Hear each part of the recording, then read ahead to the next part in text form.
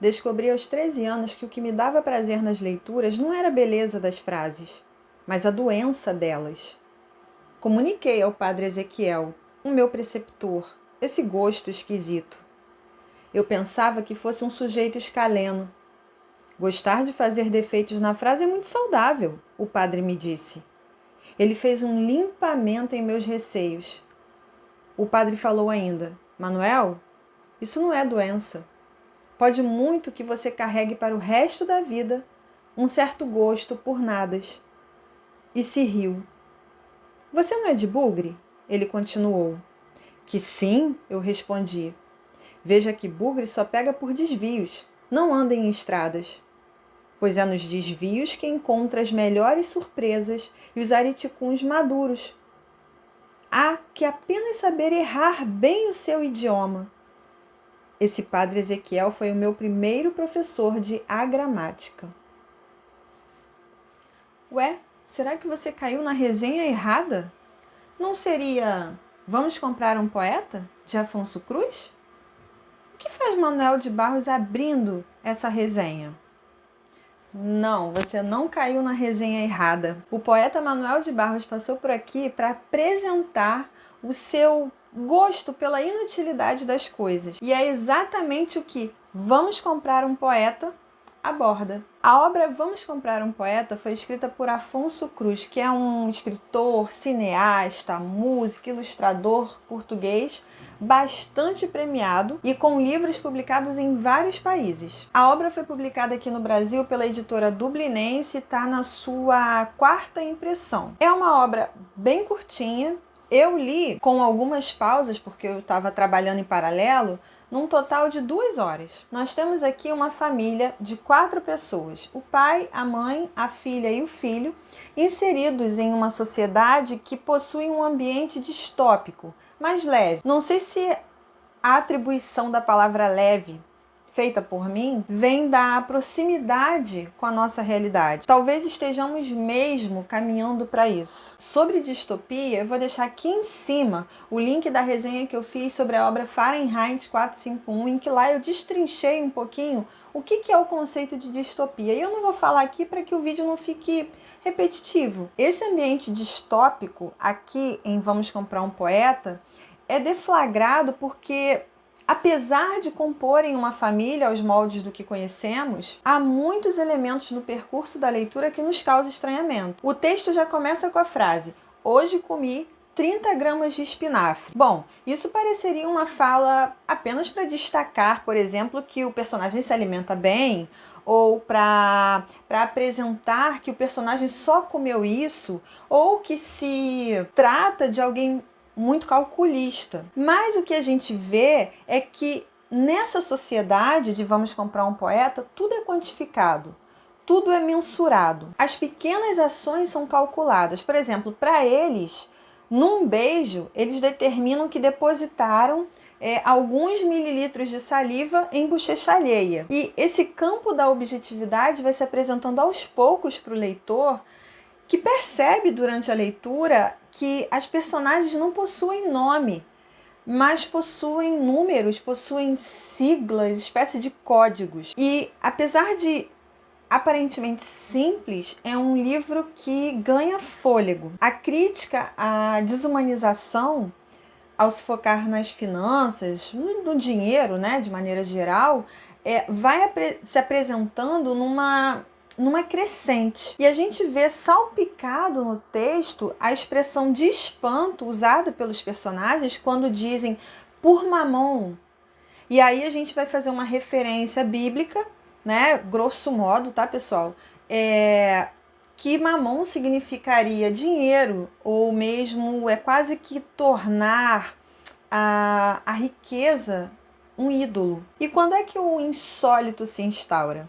O insólito se instaura na história quando a filha dessa família pede ao pai que lhe compre um poeta. É muito estranho pensar nessa possibilidade. Como assim comprar um poeta? E é engraçado que a família discute por que não um artista ao invés de um poeta, mas a mãe argumenta que os artistas fazem muita sujeira. A menina, né, a filha e o pai vão até a loja. E a escolha do poeta, ela é assim, envolta num ambiente humorado, assim, é insólito pra gente, causa um estranhamento, mas é humorado, porque o pai aponta para o poeta escolhido e pergunta ao vendedor se aquele poeta não é subversivo, que seria uma das características mais temidas, né, de um poeta.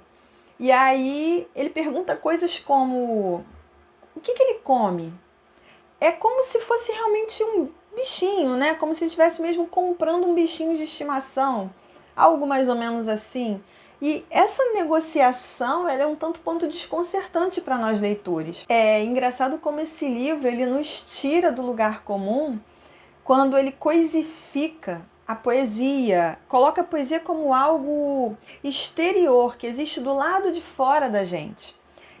Estranha ao ser humano, em que o poeta é um mero exemplar. E esse exemplar, na obra, é acomodado debaixo da escada da casa, né? Como se fosse um bichinho de estimação mesmo que vai viver agora naquela casa e, portanto, tem que ter um cantinho para ele. Tudo que é metafórico, tudo que é poético, ainda que seja em sentido figurado, de maneira bastante simples, desse modo como a gente usa no dia a dia mesmo para se comunicar, e não para fazer poesia, mas para se comunicar na nossa linguagem diária, aqui é totalmente descartado. Não há em Vamos Comprar um Poeta espaço para metáfora nessa sociedade. Tudo que é do campo do poético é inútil. A arte aqui, ela está no campo da inutilidade porque ela não é mensurável, porque ela não é quantificável. A associação também entre o poeta, né, e o animal de estimação é interessante porque essa domesticação, ela significa, ela sugere para gente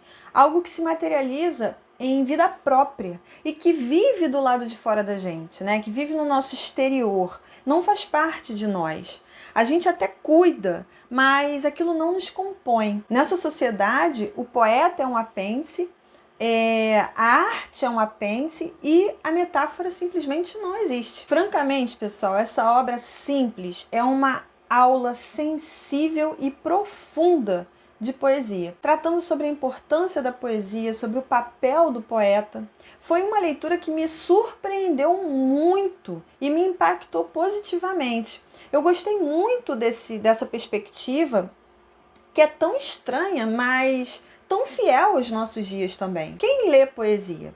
Quem se debruça para compreender as metáforas de um poema? Quem tem tempo a perder com essa coisa inútil se os boletos vão vencer? E nós precisamos, citando a obra, que os números nos sejam favoráveis. Esse poeta comprado, vocês vão ver no percurso da leitura, que ele dissemina umas metáforas pelos cantos da casa. E isso respinga nas personagens. Da mesma forma que faz conosco também enquanto leitores. Mesmo os mais resistentes em aprender a poesia, né, em valorizar a poesia no seu cotidiano, vai entender o que é a poesia e a suposta inutilidade, como nos ensinou Manuel de Barros no início desse vídeo. E aí há um certo elogio ao poema, à poesia, ao poeta, né? A importância da arte poética na vida da gente, no cotidiano, em termos de beleza, em termos de reflexão, em trazer à tona não o ordinário das coisas, mas o extraordinário. Um extraordinário que nos compõe, que nos ressignifica, que diz de nós mesmos e que nos faz projetar um olhar diferenciado e mais sensível ou mesmo inteligente para o mundo, para as coisas, para a gente se ver o mundo e refletir. Então, é uma chamada, uma espécie de um chamamento. Eu aconselho muito a leitura dessa obra. Eu, francamente, daria de presente, porque não é uma obra que a gente vai dizer assim, ela é composta de poemas, eu vou ter que decifrar o poema. Não tem nada disso. É uma obra escrita em prosa, mas que aborda o tema da poesia, a importância da arte, a importância da poesia, e remexe com certos conceitos da gente, com certos preconceitos muitas das vezes, e que nos faz ver, ou mesmo transver, o valor da poesia aplicado ao nosso dia a dia, aplicado à nossa vida.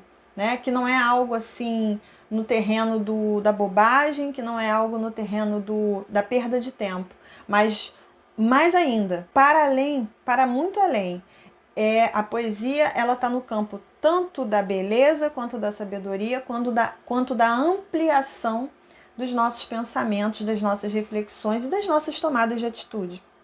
A arte, ela tem essa possibilidade de nos levar para além, de aguçar olhos, né? Aguçar a visão, aguçar a nossa percepção diante do mundo. Então esse livro aqui, sinceramente, eu daria de presente, porque ele é muito sensível, ele é muito simples, ele é muito sutil, mas ele tem uma profundidade, uma força arrebatadora. Eu realmente me surpreendeu muito.